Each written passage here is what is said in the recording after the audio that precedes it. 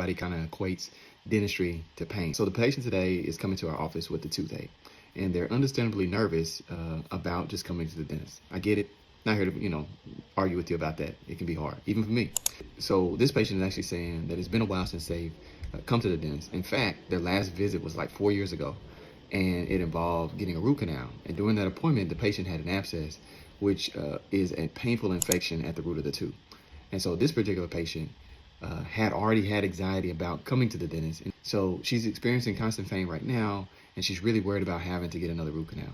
And so what I'll see sometimes is people just prevent doing anything and just waiting to the last minute to do something. And I guess probably the main thing is probably because people really struggle with anxiety and trying to figure out, how and what they need to do that's going to help them.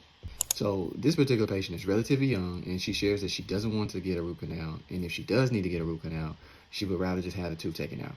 This is a common problem that I hear too as well. There's a lot of patients that just don't want to deal with root canals, and I get it.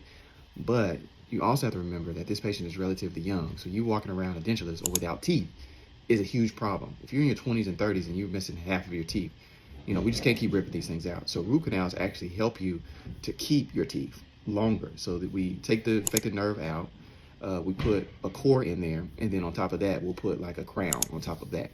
And so that really kind of helps to, one, keep the teeth that are naturally in your mouth that God has given you. You don't have to do anything else super invasive.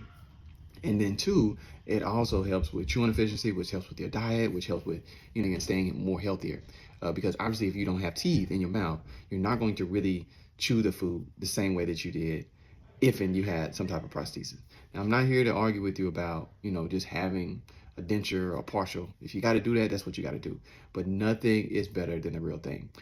Some of the denture patients that I know, they say the food typically doesn't taste the same, and they're not really able to chew like they want to. But there are some cases where patients are able to corn on the cob, or eat steak, and they're good. So, just to get back to it, this is really a common issue that I see all the time.